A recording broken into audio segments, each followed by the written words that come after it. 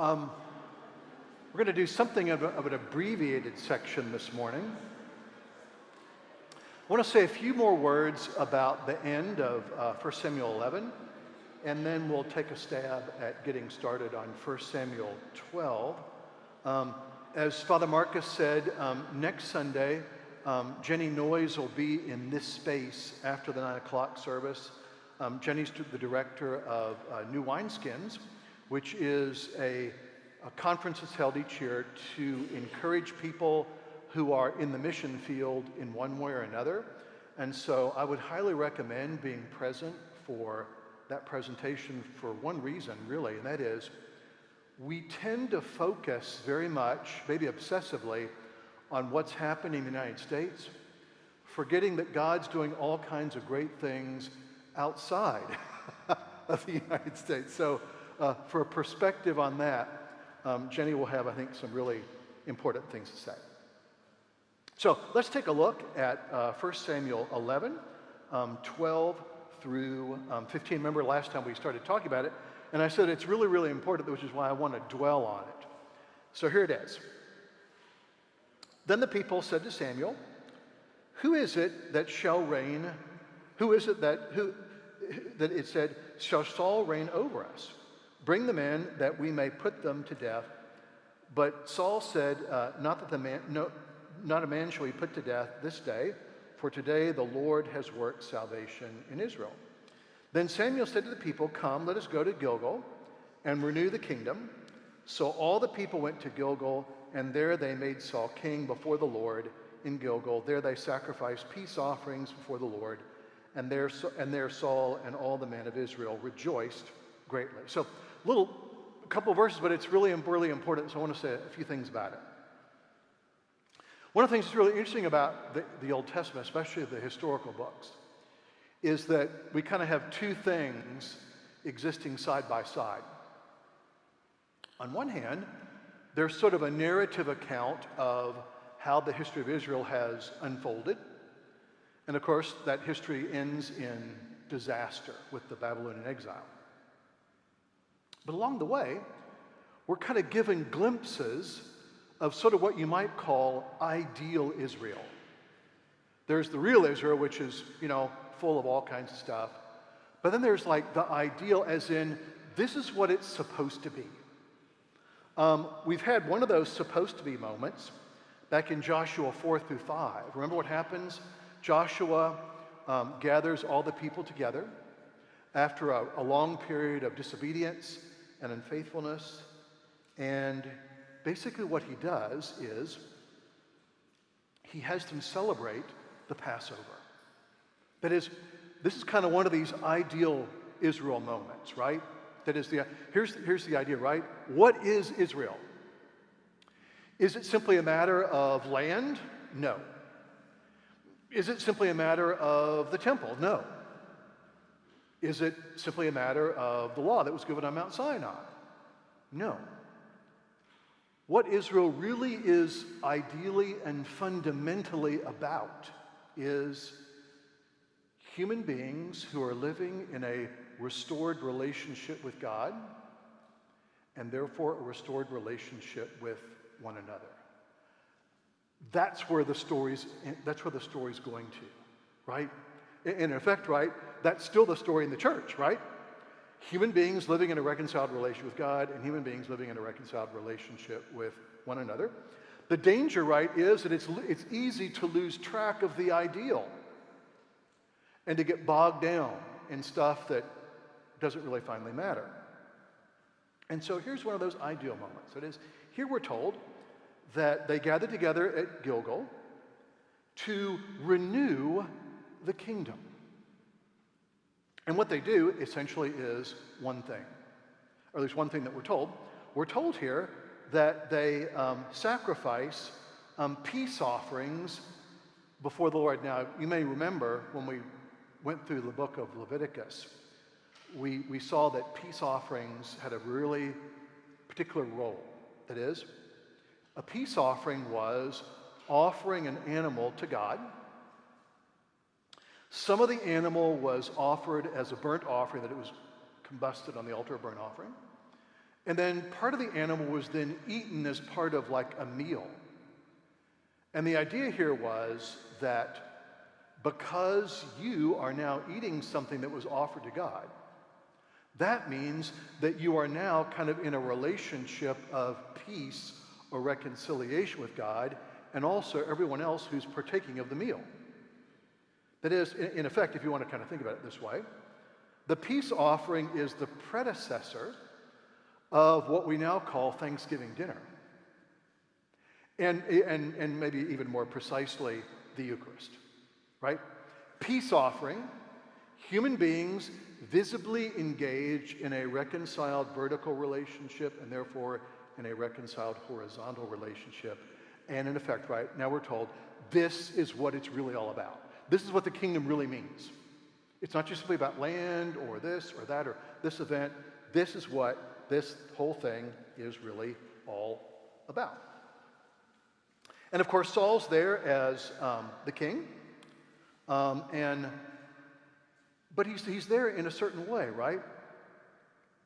He's there not simply as sort of like the grand authority who's telling everyone what to do.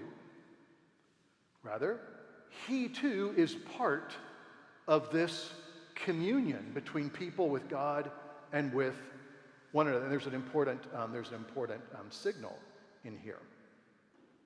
That is, I think one of the things that we're getting here, right, is a prefiguration of the church.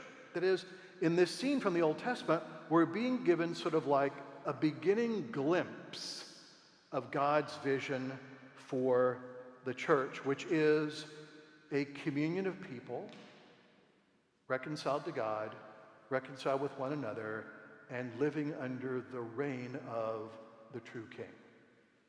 That's essentially what the church is, right? We get a couple of visions of this, and I'll just mention one or two to you. There's a great vision of this in Revelation 19, 11 through 6.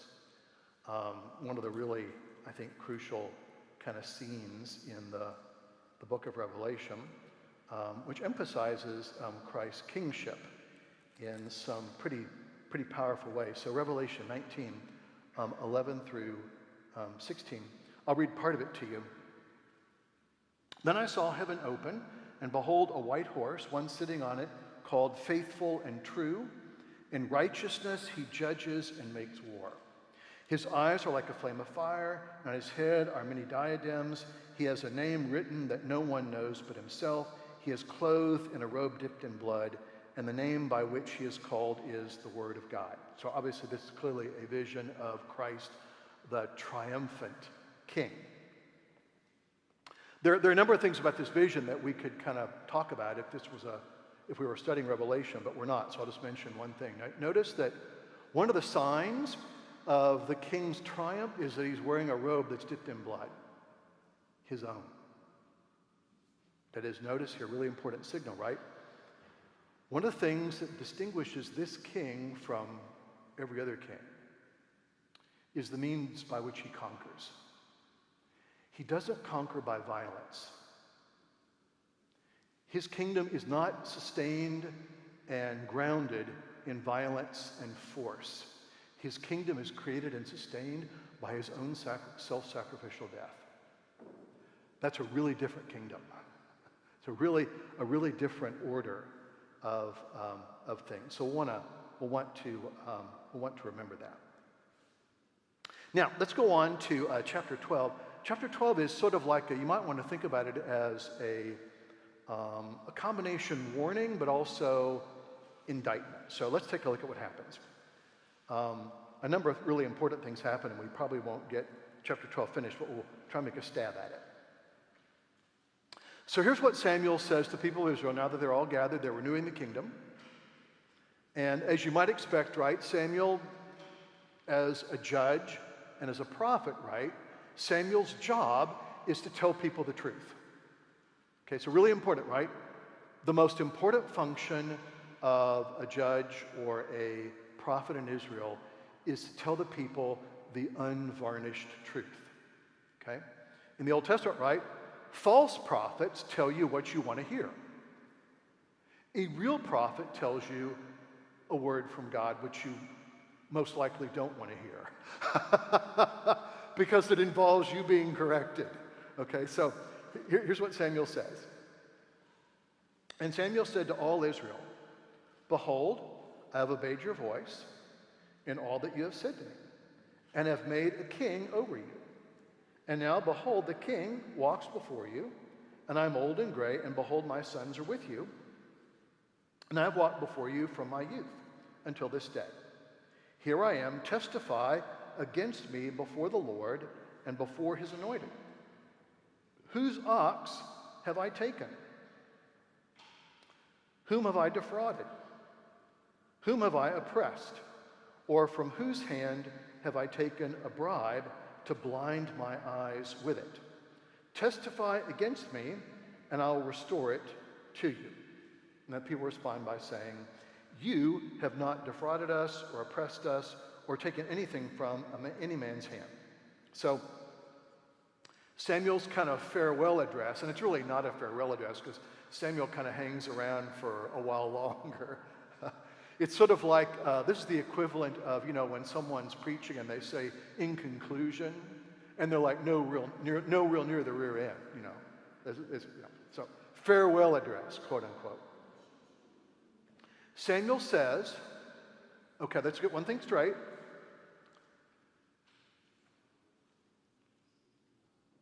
Is anybody willing to say that I have done anything remotely dishonest or false? Have I taken anybody's donkey? Have I defrauded anyone? When I heard a case, has anybody tried to bribe me and I took it and, swung the judgment their way? And the people say, no, not at all. Now, I think this is a reference back to chapter 8. Remember when Samuel reminds the people of what the king's going to do? Which, as we saw, was, right? Take, take, take, take. He'll take your sons and he'll put them in the army. He'll take your daughters and make them perfumers and bakers. He'll take your money and use it to build a luxurious palace and buy Rolls Royces and marry lots of foreign women and have expensive divorce settlements and take. Samuel says, right, I have taken nothing from you. In many ways, this kind of reminds us of Paul's final address to the elders in the church of Ephesus. Remember where he knows that he's not going to see any of them again, and he's like, testify against me. Have I taken anyone's money? No. Have I done anything dishonest? No. So Samuel begins by making that point, and the people acknowledge it. Then the sort of the warning and the indictment. And Samuel said to the people, "The Lord is witness, who appointed Moses and Aaron and brought your fathers up out of the land of Egypt. Now therefore stand still, that I may plead with you before the Lord concerning all the righteous deeds that the Lord has performed for you and for your fathers." So here it comes, right? Samuel is going to remind the people of the things that God has done for the people of Israel, which I think fall neatly here under this wonderful category of righteous deeds. Okay, so he's going to list some of them, and we'll see why he's doing this in just a minute. When Jacob went into Egypt and the Egyptians oppressed them, then your fathers cried out to the Lord, and the Lord sent Moses and Aaron, who brought your fathers out of Egypt and made them dwell in this place. But they forgot the Lord their God, and he sold them into the hand of Sisera, the commander of the army of Hazor, into the hand of the Philistines, and into the hand of the king of Moab, and they fought against them. And they cried out to the Lord and said, "We have sinned because we have forsaken the Lord, and we have served the Baals and the Asheroth. But now deliver us out of the hands of our enemies, that we may serve you." And the Lord sent Jerubbaal and Barak and Jephthah and Samuel and delivered you out of the hand of your enemies on every side, and you have lived in safety. And when you saw that Nahash, the king of the Ammonites, came against you, you said to me, "No, but a king shall reign over us," when the Lord your God was your king. And now, behold, the king whom you have chosen, for whom you have asked, behold, the Lord has set a king over you, if you will fear the Lord and serve him. and obey his voice, and not rebel against the commandment of the Lord. But if both you and your king and the king who reigns over you will not follow the Lord your God, if you and the king who reigns over you will follow the Lord your God, it will be well. But if you will not obey the voice of the Lord, and if you rebel against the commandments of the Lord, and when the hand of the Lord will be against you and your king. Now therefore, stand still and see this great thing that the Lord will do before your eyes. And a big thunderstorm comes, miraculously, to kind of remind. Now, notice what Samuel's saying here. Two things that are really important. First, it's really, really important, right, to remember. And this is a thing, remember, we saw back in the book of Deuteronomy. Remember, we kept reading this phrase, remember, remember, remember. Remember what the Lord your God has done for you, right? So this is part of it. Samuel's making it clear, right? Okay, let's just all get this straight, right? From the very beginning, Samuel in effect says, right, who has been the chief actor in this story? The correct answer is God. Okay? It's sort of like a multiple choice test, Answer A, we have. Answer B, we have. Answer C, we have. Answer D, God. The correct answer is D. Okay? That is, it's really, really important, right, to notice and to be reminded of the fact that from the very beginning, every gracious and wonderful thing that's happened has happened because of the action of God. Now, I want to kind of point you to a place where we see this, I think, in some really wonderful ways. This is back in the 8th chapter of Deuteronomy, this idea of remembering. I'll just read part of it to you, and you'll get the gist. Interestingly enough, this is the Old Testament lesson that the Book of Common Prayer appoints for a Thanksgiving Day liturgy. The whole commandment that I command you today, you will be careful to do, that you may live and multiply and go and possess the land that the Lord your God swore to give to your fathers. And you shall remember the whole way that the Lord your God has led you these 40 years in the wilderness, that he might humble you, testing you to know what is in your heart, whether you would keep his commandments or not. And he humbled you and let you hunger and fed you with manna, which you did not know, nor did your fathers know, that he might make you know that man does not live by bread alone, but man lives by every word that comes from the mouth of the Lord. Your clothing did not wear out on you, and your foot did not swell these 40 years. Know then in your heart that as a man disciplines his son, the Lord your God disciplines you. So you shall keep the commandments of the Lord your God by walking in his ways and by fearing him. For the Lord your God is bringing you into a good land, a land of brooks and water, of fountains and springs, flowing out of the valleys and hills. And then this warning. Take care, lest you forget the Lord your God by not keeping his commandments and his rules and his statutes, which I command you today, lest when you have eaten your fill and have built good houses and live in them, and when your herds and flocks multiply, and when your silver and gold is multiplied, and all that you have is multiplied, then your heart be lifted up, and you forget the Lord your God, who brought you out of the land of Egypt, who brought you out of the house of slavery, and who led you through the great and terrible wilderness. So notice what the warning there is, right?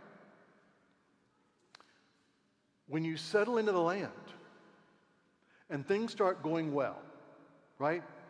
Big herds, nice house, new pool in the backyard, new pool in the backyard, just redid the kitchen, new Jaguar in the garage, all this other stuff. Everything's going well. Don't get to that point where you say to yourself, well, haven't I done a great job? Or haven't we done a really good job, right? Things are going well, and if things are going well, right, that must be a sign that we are really doing something right. The warning here is, no, don't forget how you got here. Don't forget how you were able to settle in this land. And whatever you do, don't ever forget where all the blessings are coming from, right? Don't get to that place of ingratitude. So the warning here that Samuel's kind of putting before the people of Israel is this really key word, which is remember. Remember, remember, remember. Remember who you are. Remember how you got here. Remember who's the one who's really governing all these things. And then the warning. And I think the way this is phrased, I think, is really interesting. And it goes like this. If you will fear the Lord and serve him and obey him. There's notice the repetition there. If you will fear the Lord and serve him and obey his voice.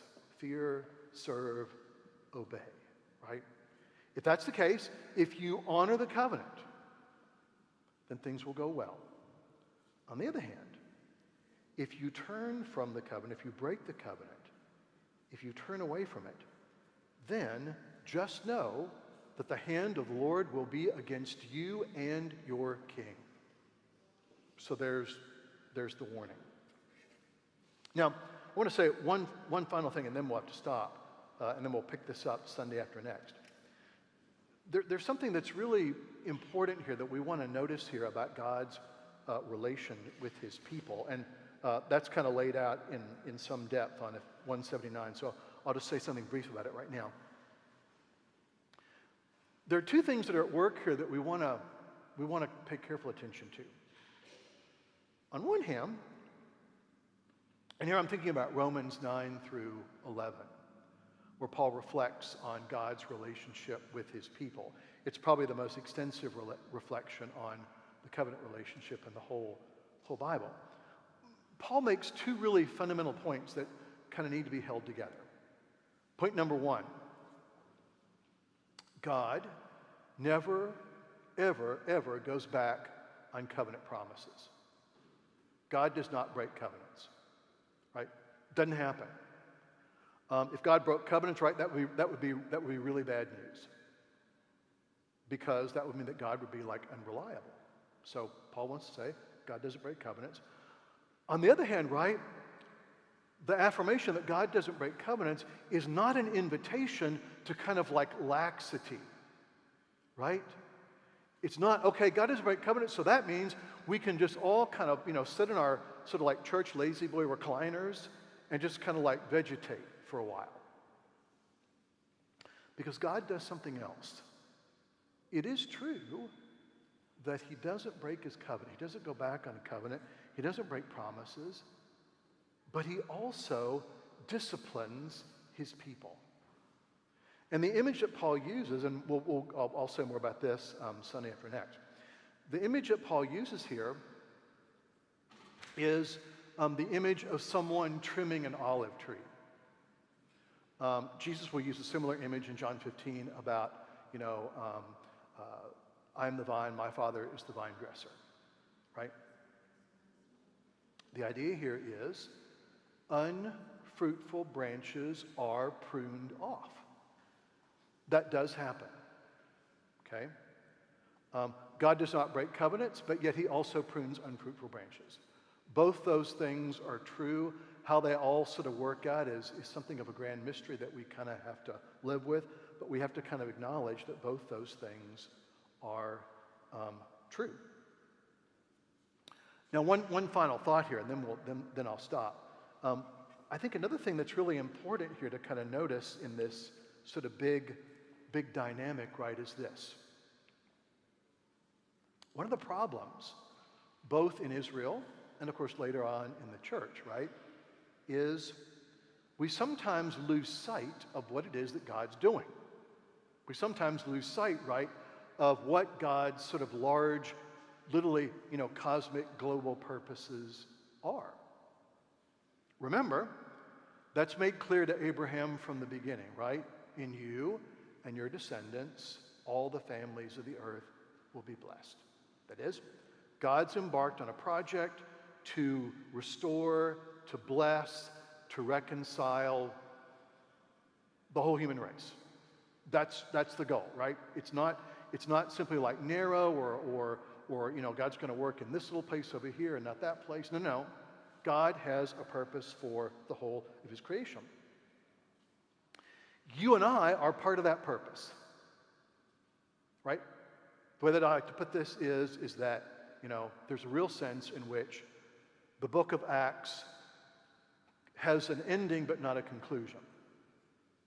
Because in some way, right, the story that the book of Acts tells is still going on today. And you and I are part of that story, right? Our role, right, is to render ourselves open to be used by God for his purposes. That's what we're here for, right? That's what the church is for. And so the danger always exists, right, that we'll sort of like forget about that. And we'll think, very, very narrowly and in very sort of like confined ways, right? God's purpose is to, keep us happy, to make sure that everything at St. Peter's goes right and nothing disturbing ever happens, blah, blah, blah. No.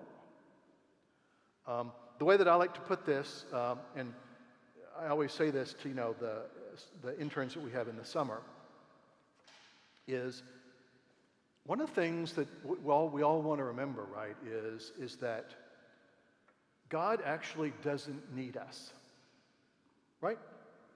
God has no need of you and I whatsoever, right? It's not that we fill some wonderful, unfulfilled niche in God's life, or, that God's purposes can only be fulfilled if you and I, get busy and really get industrious. God doesn't need us at all. But having no need of us, God has allowed us to share in work that's actually his. Not needing us, right? God is allowing us to share, each in our own different way, in work that properly belongs to him. And that means there is no more important vocation in the world than that. And that's what we don't want to forget. Okay, I'll have some more things to say about 1 Samuel 12, not next week, but the week after. And then we'll go on and see how Saul's monarchy kind of unravels.